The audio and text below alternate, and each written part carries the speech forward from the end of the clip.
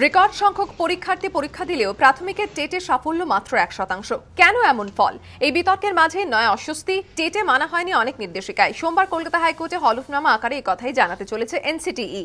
প্রাথমিকের শিক্ষক নিয়োগের জন্য গত 31 মার্চ নেওয়া হয় টিচার্স এলিজিবিলিটি টেস্ট বা টেট, কিন্তু পরীক্ষায় অনেক ক্ষেত্রে প্রশ্ন এসেছিল সিলেবাসের বাইরে থেকে।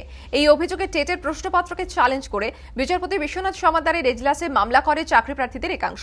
এনসিটিইকে এই সংক্রান্ত স্ট্যাটাস রিপোর্ট জমা দেওয়ার নির্দেশ দেন বিচারপতি। সেই নির্দেশ অনুযায়ী হলফনামা আকারে সোমবার আদালতের রিপোর্ট জমা দিতে চলেছে এনসিটিই।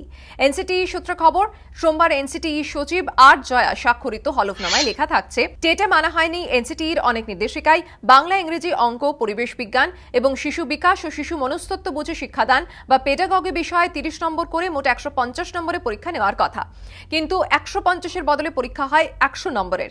ফলে পরীক্ষার সুযোগ 1/3 সংকুচিত হয়েছে বলে মনে করছে এনসিটিই। শুধু তাই নয়, এনসিটিই আদালতে জানাতে চলেছে অঙ্কে 18টি, ইংরেজিতে 3টি ও পরিবেশ বিজ্ঞানে 7টি প্রশ্ন সহ মোট 28টি প্রশ্ন ছিল সিলেবাস বহির্ভূত। শুধু তাই নয়, পেডাগজি নিয়েও ছিল না কোনো প্রশ্ন। ফলে এনসিটিই নির্দেশিকা লঙ্ঘিত হয়েছে বলেই মনে করছে তারা।